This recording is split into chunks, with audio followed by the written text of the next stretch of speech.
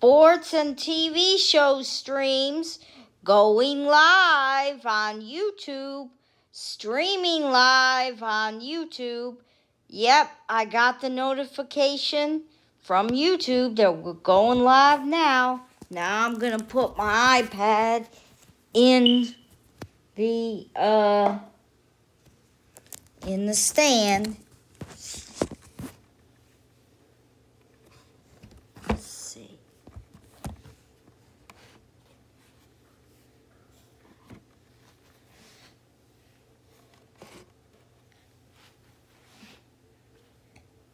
Now I moved so you can see the TV. I go to catch up.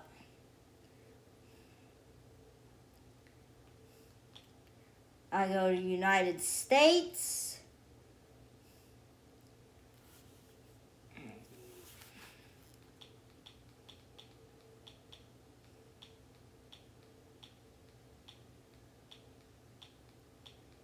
Find Get TV. They're all like in alphabetical order.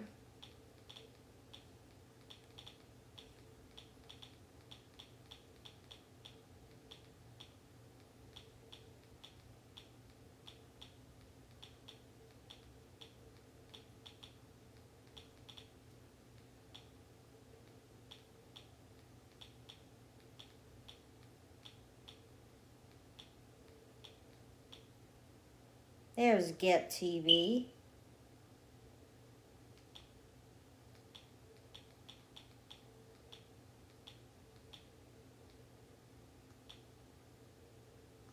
Okay, I did 2 episodes yesterday. Now I'm going to put the final 2 episodes on now.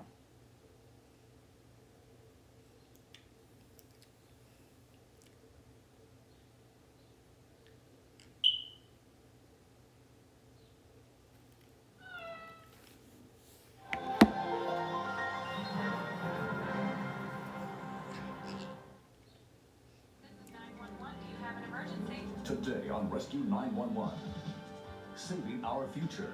We're doing the best we can do medically for these children. Follow a 2-year-old boy's life-saving trip to a children's trauma center. Now it's very crucial to have trauma centers. Plus, when Mother Nature takes over, you just have to let her have her way. labor starts at home. I knew this one was going to come quick. And the bundle of joy is backwards on Rescue 911.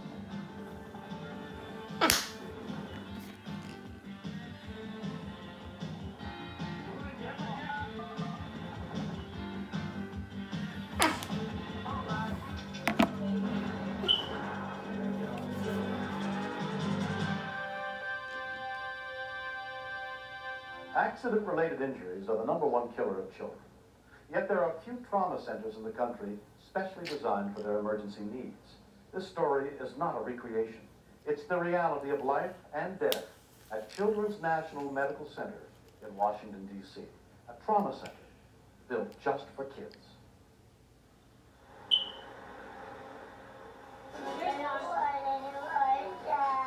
No more shots, okay? No more shots. Kids are a little special. No more boo-boos, okay? Is it over? No. You won't feel a thing. You're not just treating a patient, you're treating a future.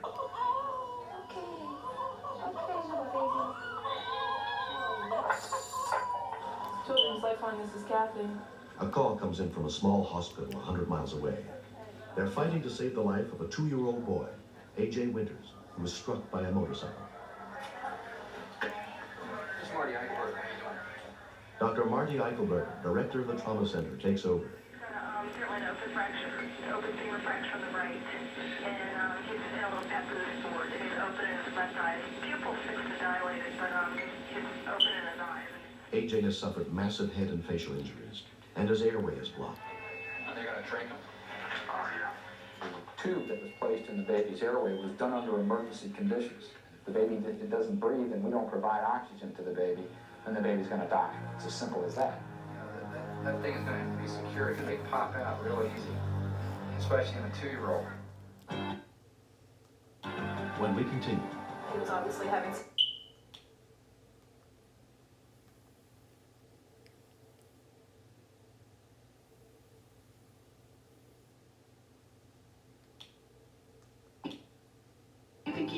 This should...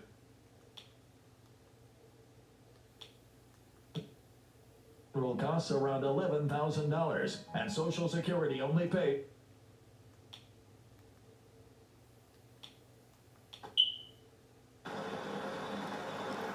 Flight nurse Ann Isle struggles to hold the airway tube in place.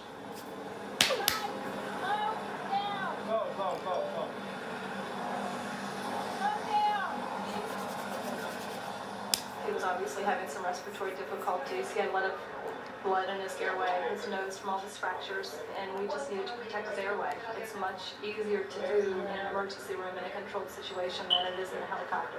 Does he have 2 IVs? Can we give him some? Has he got any volume? Dr. George Panayotides heads the trauma team on duty. AJ was paralyzed chemically by medicine when he came in because he was having a lot of pain. He was having difficulty tolerating the tracheostomy tube they put in him, and he was moving around a lot. Somebody check breath sounds, please. And we have correlation with the pulse size. We need a chest x-ray now, please. Chest x-ray. Well, he's got a large laceration on his forehead with a small depressed skull fracture. Neurosurgeon William Smith examines AJ. Here you go. There. You need to guys No, that's a globe. Yeah, he has a ruptured globe on the right. His right eye was lacerated up front. The left eye was protruding and could not move. Don't hyperventilate him quite as much, okay? Not quite as much. The decision is whether it's going to fix his airway and then evaluate his neurologic status, or is it acute enough that we need to first check that out? So it's the same anesthesia. The question is, I think there's a good chance that he's going to have an intracranial injury that we may need to... So it's worth getting his head scanned first. I need something like a 2 cell or He's repositioned to... Needs to be pulled back in a... So what we did was basically make sure that that airway was safe for the baby. And then we made a decision that it was safe to take the baby to the x-ray department where we could get some information about how badly the baby's head was hurt, how bad the lungs were injured, and then whether or not he had any injuries in his abdomen. He has multiple facial fractures and orbital rim fractures, probably with fractures of bone into the orbital canal in the globe itself. He also has, we see air inside the cranial cavity, which indicates that he has an open fracture communicating from the outside, so he has a high risk of infection.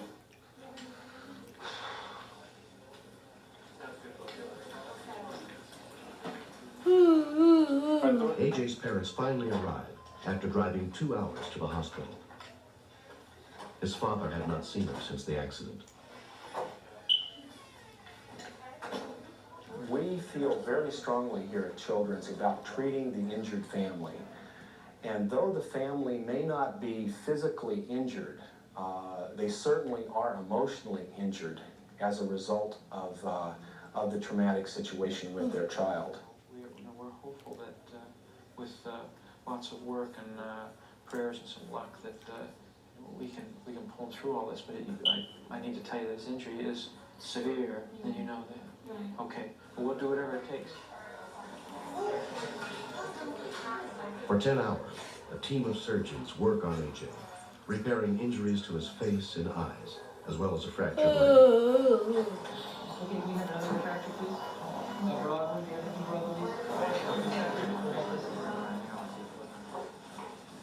Hi, how are you doing today? Okay. Good. The following day, Chief Surgical Resident Dr. Robert Attore brings AJ's parents up to date on his progress. We're very encouraged how well he's waking up. His neurologic function is very, very encouraging. We're hoping that his recovery continues to be as good as it has been so far.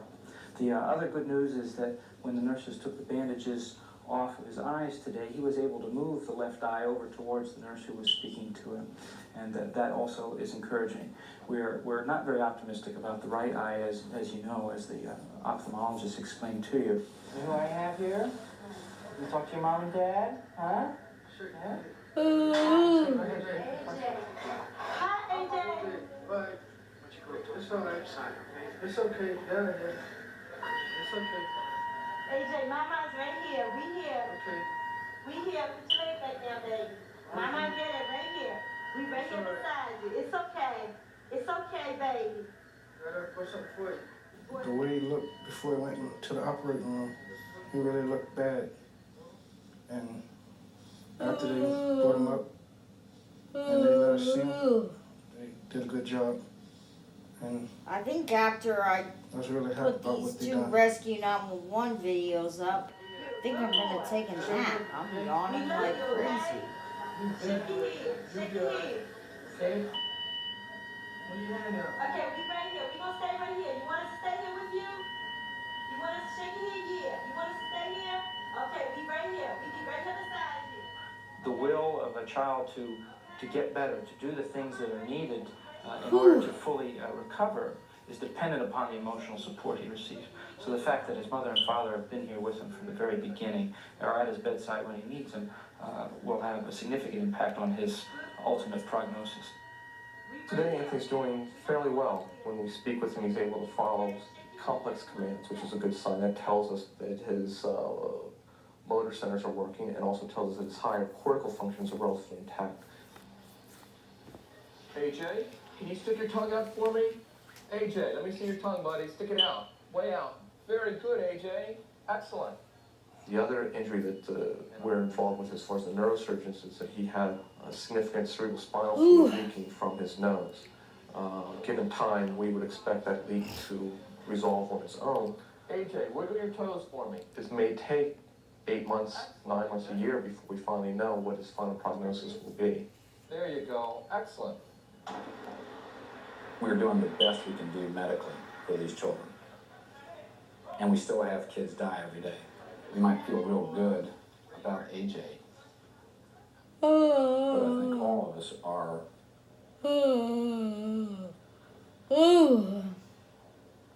realistic in the sense that this afternoon, same situation, child may not do it well.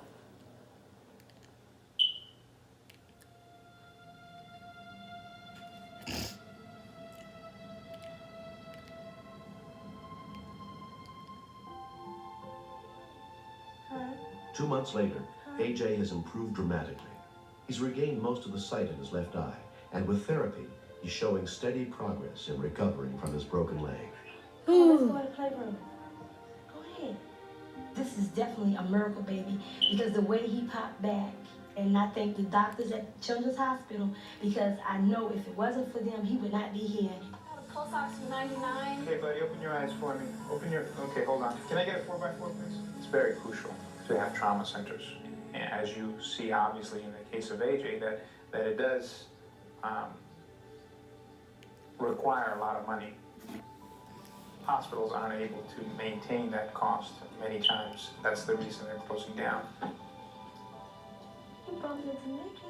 Basically, I just want him to live a normal life, and I'm hoping and I'm praying that he regains vision in his other eye, and I just hope he just be able to live a normal life. And that's basically it. Bye, AJ. Bye-bye. Bye-bye. See you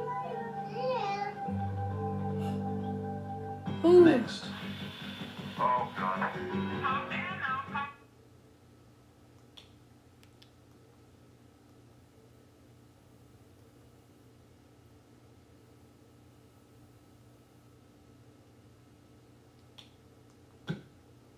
Simple, effective, and easy to follow. Here's what you get. Act now. First, you'll answer a few questions. It'll take you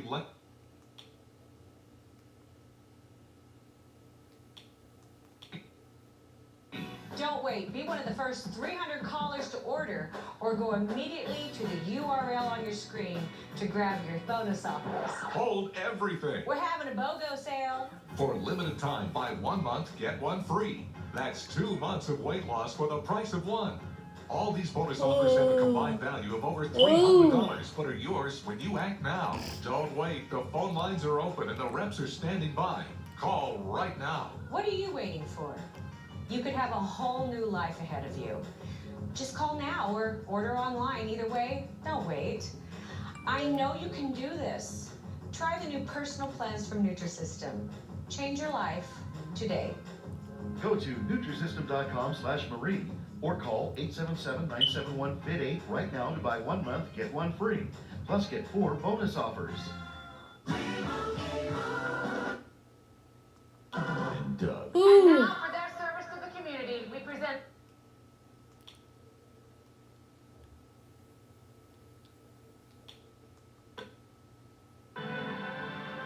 Shelby, within 10 minutes, was born. The twins were within an hour or two, so I knew this one was going to come quick. Sandra's cousin and neighbor, Carol Hartwig, rushed over to watch their other children. Mike called me and said, in a panic, I need to take Sandy to the hospital right now. Sandy started walking into the living room, and she just froze. She said, Mike, I'm delivering a baby here. I need to lay down. At that time, both mine and Carol's mouth pretty much dropped.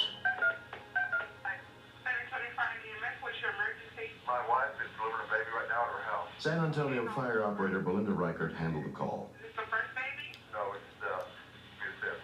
The fifth? Yeah. I thought we may be in a situation here where we get a quick delivery. When Mother Nature takes over, you just have to let her have her way. Okay, sir, I'm going to get there in just a second, okay? Thank you, Bye-bye. Sir, I need you to tell me some stuff. Has the water bag broke?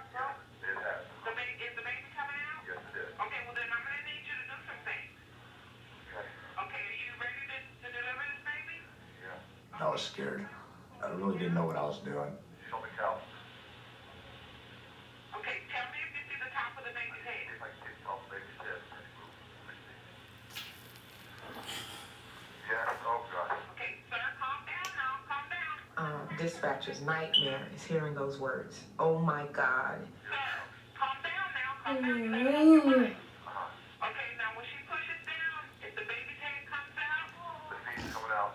The feet are coming out? Coming out. The feet? Yes. Okay, sir, don't deliver that baby. When you get a breech delivery and you get the baby's feet delivering first, you have the potential for the baby's head to still be inside the mom. So I knew that we had a potential life-threatening situation. Okay, sir, the feet are out? The feet are out. Is the umbilical cord out? The umbilical cord's out. It is? Yes. Sir, you're going to have to hold the feet up so that there's not pressure on the baby's neck. You understand what I'm saying? Okay. Keep the baby's body supported. The feet up. The feet are just hanging. The 911 operator was talking to me, telling me things to do, and it was like a horror movie. No, I didn't know what was going to happen. Okay, you're going to have to support. They're coming, okay? Okay. Support the baby. Don't let the baby hang. Okay. And tell her not to push. Tell her to breathe through the contractions. I could hear Mrs. Templer asking him, just pull it out. The first instinct when you're delivering a child is to get it out as fast. It's painful. And I told him, don't do that. Yeah, deliver the head, Sandy. Tell her, please, breathe through. Sandy, relax, please. Relax, baby. I knew it was a dangerous situation. You know, I realized that I could lose both of them.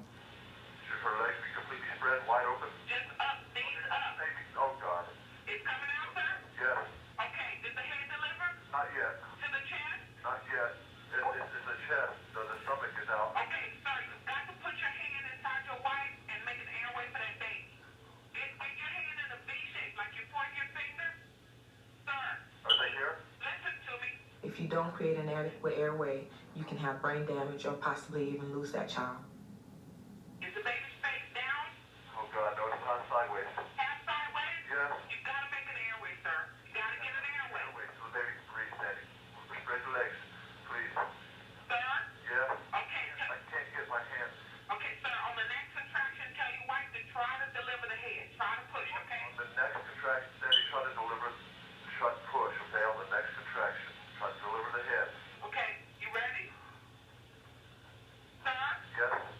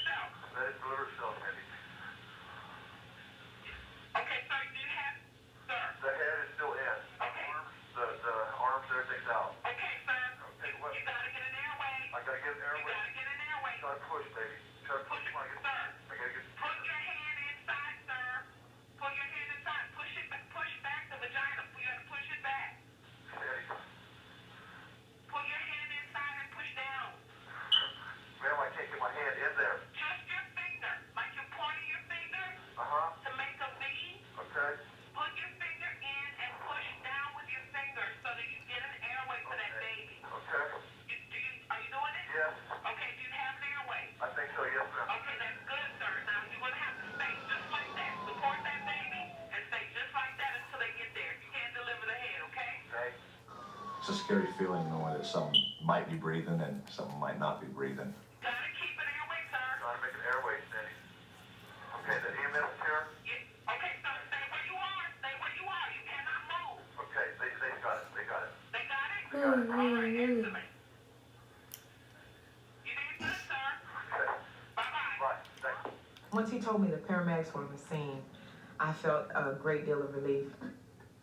It felt like an eternity on the phone until they got there, but we had a chance.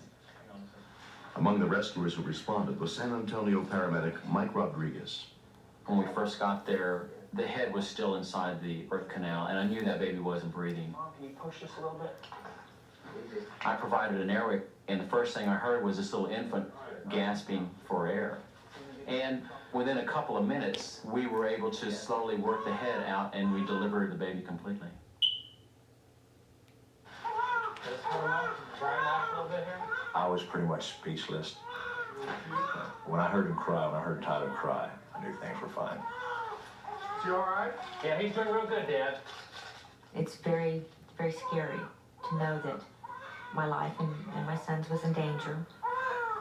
And so I try not to think about what could have happened. Okay, ready?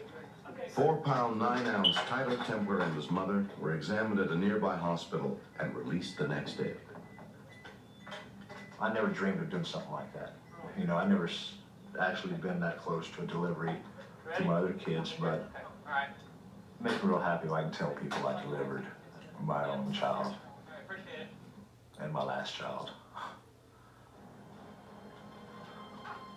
Mike and I become closer, I feel, by sharing this experience. And when I sit back and I rock Tyler, I'm very, very thankful that, you know, we had God with us and was able to get through this very terrible situation and come out and it be a happy ending.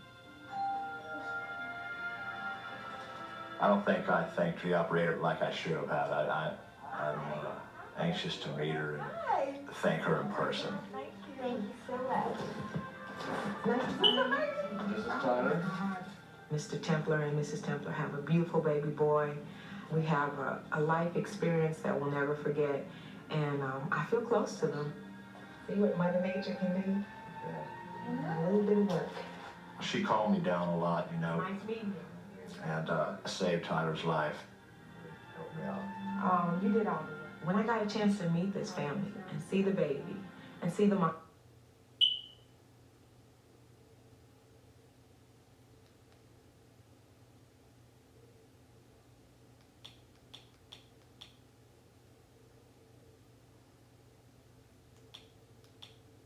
Okay, I guess the ending was cut off a little bit.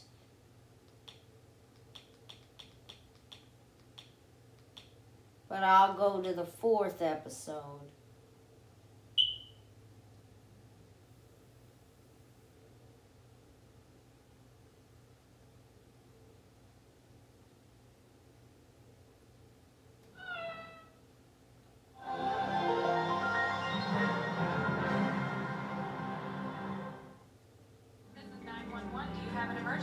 Today on Rescue 911, a dangerous drive, a country joyride. Once you start sliding on gravel, that's it. Leaves a girl pinned beneath a wreck. If they'd had her seatbelts on, could have been a complete different story.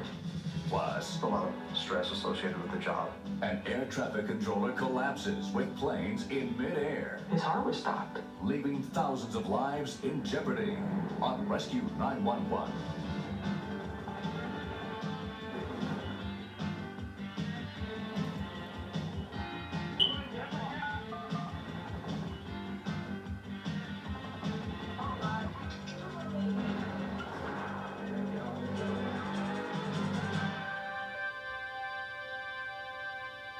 On August 6, 1993, when 12-year-old Holly Valbrock came over to 14-year-old Ann Stedham's house, they had planned nothing more ambitious than hanging out together. The girls often spent time with one another, so Ann's mother, Sharon, thought she had no reason to be concerned.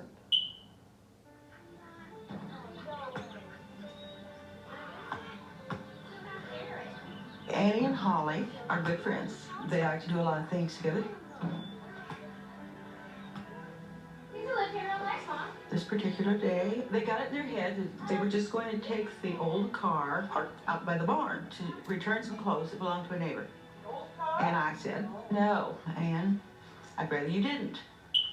I wish you would just let us go. My mom, her no's are usually like, no, you cannot do this. But that day she was kind of lenient about it. She said, no, but it's your responsibility. So, her taking the blame is making trouble.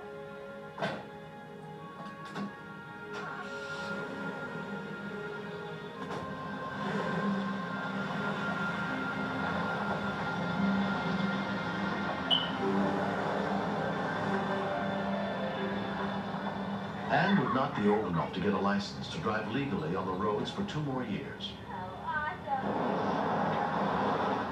I just drove around for a little while. Hollywood asked to drive, and so we switched back and forth. Since we had driven before on the farm, we didn't think it was any big deal. John Valbrock is a reserve officer with the local police department and 12-year-old Holly's father. It's legal for them to drive them in the pastures, but they're not supposed to get them out on public roadways. Unfortunately, you get 2 kids together, and sometimes it's what one doesn't think of, the other one will. And once you start sliding on gravel, that's it. When we get to her house, we're gonna freeze. And then people are gonna make branches and areas up in the way. Oh my gosh! What are you doing? I'm sorry. It's hard.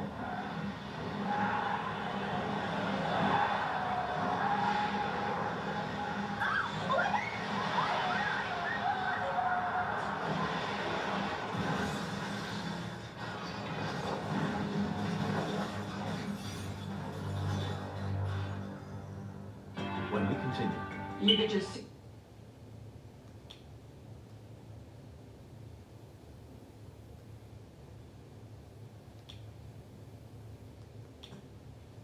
At Hartford, you get great savings.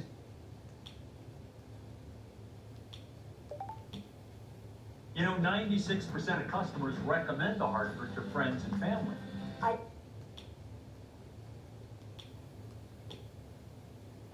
To find out which benefits you are eligible for and to make sure you're getting the benefits you deserve, call the MedicareAdvantage.com hotline.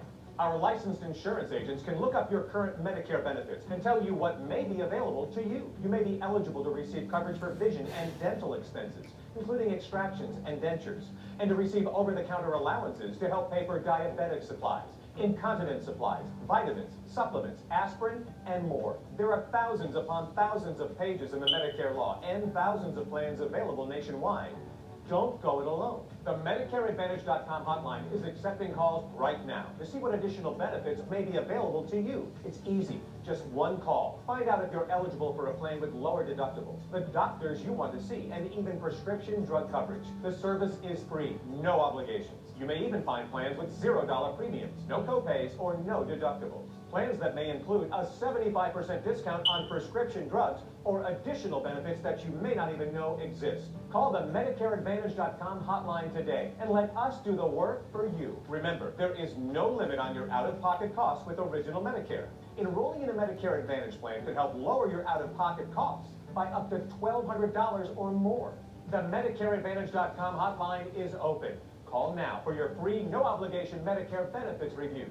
The sooner you call, the sooner you get the benefits you deserve. call now. 800-956-0611. That's 800-956-0611. Call now. Catch Amen on Funny Side Up every weekday at 6 a.m. Eastern.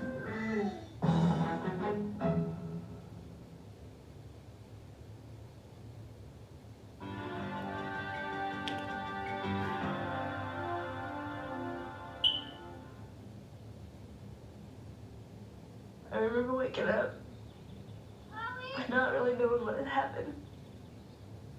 And I just started yelling Holly's name. She couldn't answer me. Holly? Holly? I was afraid to see what had happened. So I squeezed out the back window. I just took off running. I thought she was dying. I thought she was dead already.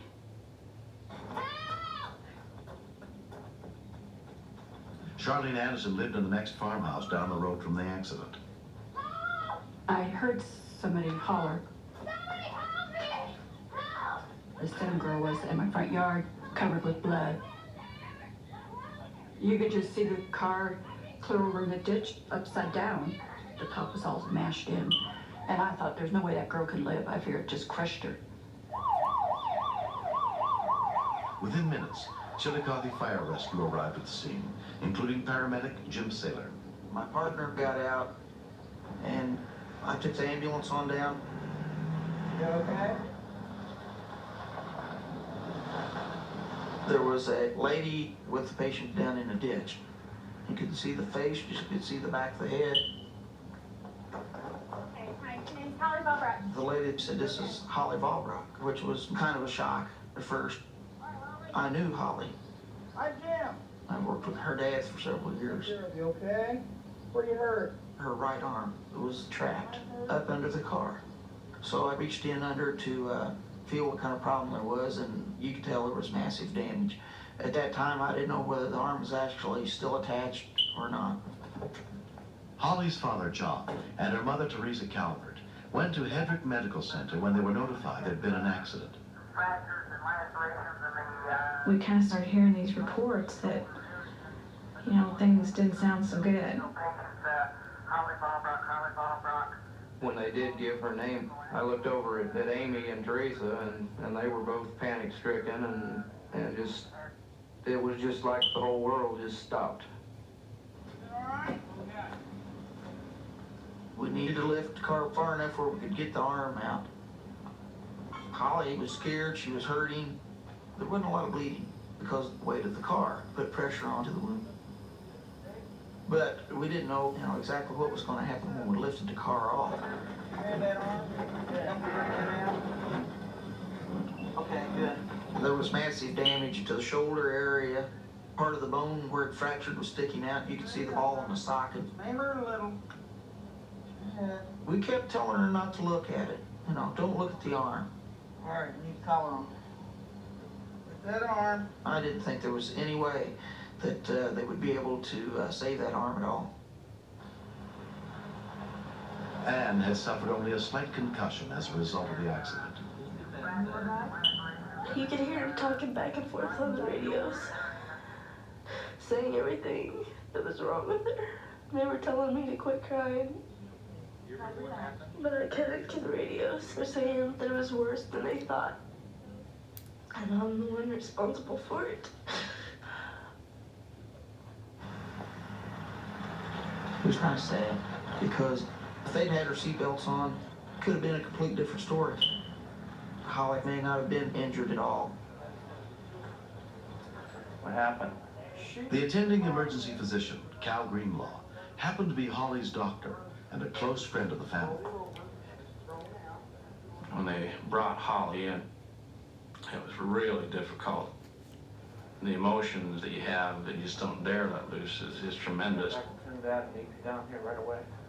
By the look on the doctors' faces and the nurses' faces, of course, it's being a small town, we know them all, and you could just tell that it wasn't very good.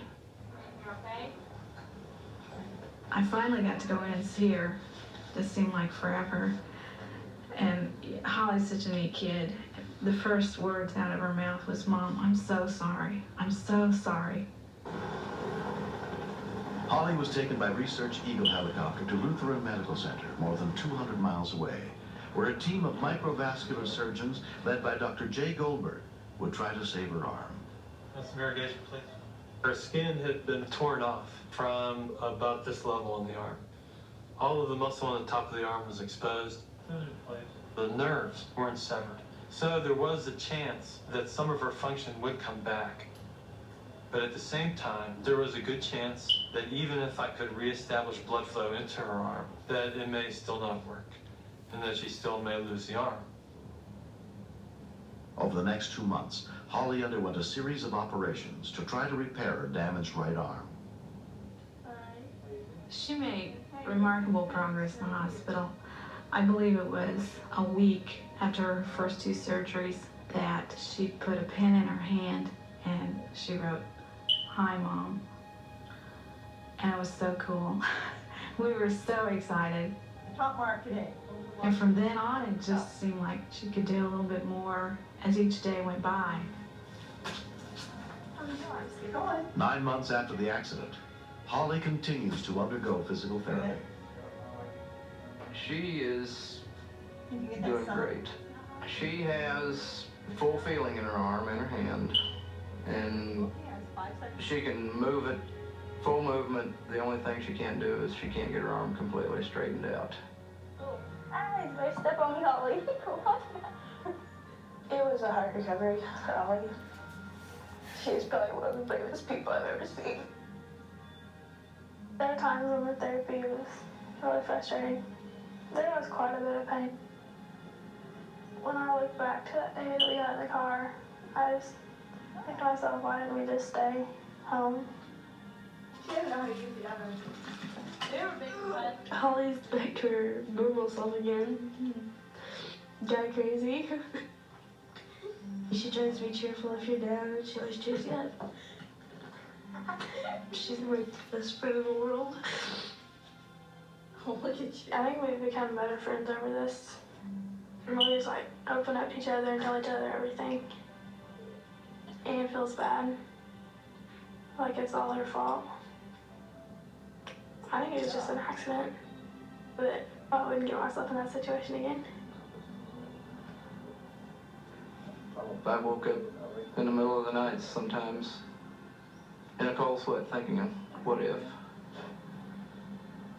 I don't know if I could have made it. I just can't imagine life without her. She's a great kid.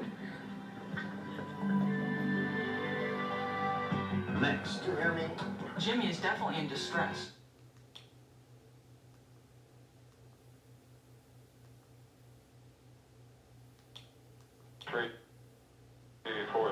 Turn left heading 360. Go vectors island, runway 13 right, final approach course. 360, Aircraft are coming at the radar controllers from virtually all points of the compass. Their job is to position the aircraft so that ultimately the airplanes end up one behind the other in an orderly fashion and land one at a time. They depend on us to provide safe instructions.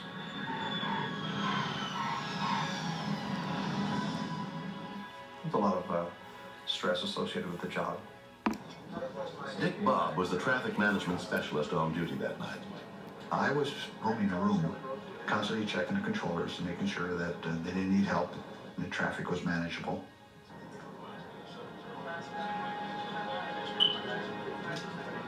Jim Knox was controlling all aircraft approaching from the west.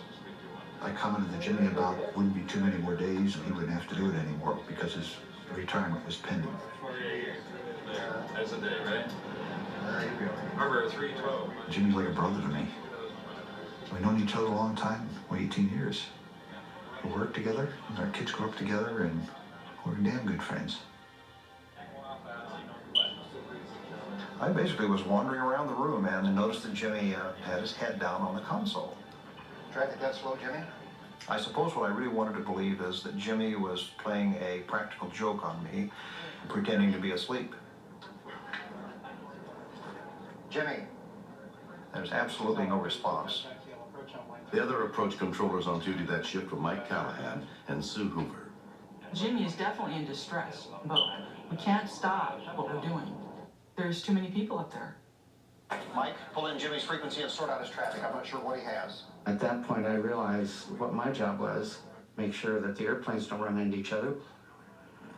Dick, call 911. I think Jimmy's had a heart attack. I do, but it's been a while. You're out here. She plugged into my spot and took my traffic over immediately. Okay, try to get some air in him. I'm not sure if he's got a pulse or not. I was nervous because I'm not sure if I remember the numbers right, how many breaths, how many compressions, what do I do first? So I gave him a couple breaths. And I was checking for a pulse at this point. Didn't find anything. It just sunk in more that really what was going on here. His heart was stopped. I can't feel anything. I was concerned because Jimmy's life literally was in the hands of a couple of amateurs. We hoped we were doing the right thing. We had no assurance whatsoever that we were. Within minutes of the call, a SeaTac airport rescue team arrived, including EMT Michael Mandela. The entire fourth floor is FAA controlled. No one has access, not even the fire department. It just so happened that a port police officer heard the tones and called the elevator for us. When the fire department gets on scene, we have no qualms about letting anybody know that we're in charge and that they need to get out of our way to do what we need to do. In this case, that wasn't the case at all.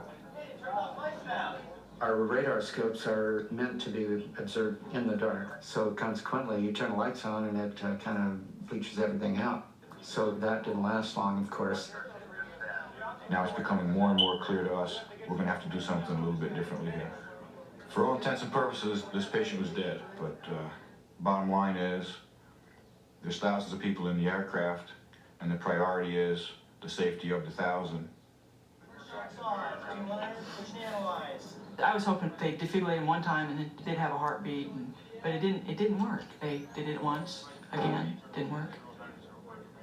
So at that point I think I couldn't watch anymore. Continue respiration. Continue CPR. Sailor 192, Cadet Sailor Terminal 191. Little more than 10 minutes after Jim's heart attack, a King County Advanced Life Support Unit arrived at the scene, led by paramedic Steve Marth. Okay, guys, what do we got going on right here? The people that we meet when we walk in the door are asking us if we could move the patient out of the room. And my response, I told them, was, right now our patient's straddling the fence, and until he puts a foot down on one side or the other, we're going to have to work on him right here. I started an IV and started pushing some lidocaine so it wouldn't refibrillate on us. Still in PF. I'm clear. Everybody's clear. Okay, recharging. Patient converted. Go ahead, check for a pulse. We had to shock him a couple more times ourselves to get him into a heart rhythm that would sustain a pulse and a blood pressure on his own. The scariest thing was watching them roll him out of there and wondering if I'd ever see him again. If I'd ever have the Jimmy that I knew.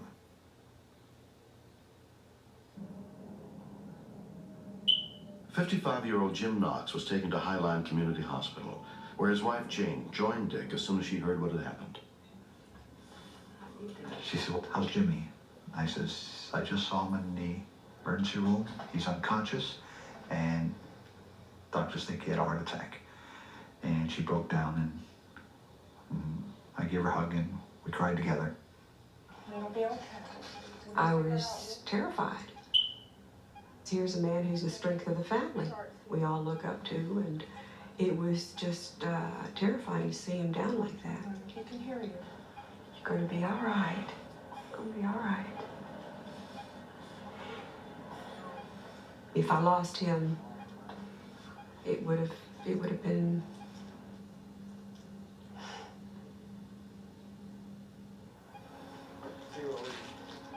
God, for his heart function. He was put under the care of cardiologist Curtis Burnett.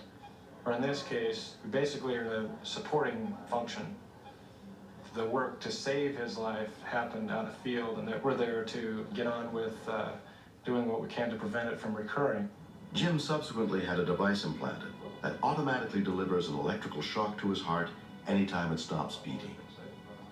5 months later, he is enjoying the retirement he had been looking forward to. Right now, I feel great. I don't feel any different now than I did before the incident occurred. He's doing very good. He just probably can't climb any mountains or jump out of airplanes or anything like that. We were very fortunate. The survival rate for cardiac arrest in Seattle is more than 5 times the national average. Perhaps because all of their firefighters are also trained as EMTs, and a very high percentage of the population has taken CPR courses. According to the doctors, if he had not had the immediate CPR, he would have either been dead or brain damaged. period. I'd like to say to those people that were directly involved in keeping me alive that I can't thank you enough. Give me the ball. Somebody.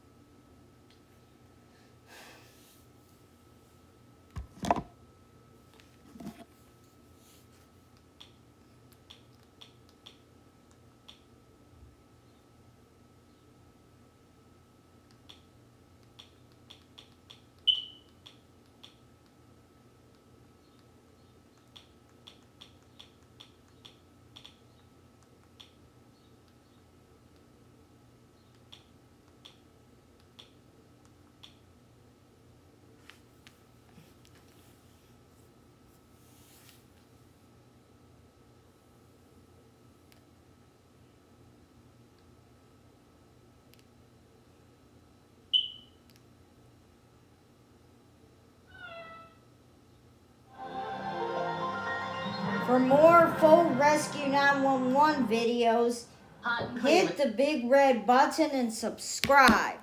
Peace out, YouTube. I'm going to click on finish event now.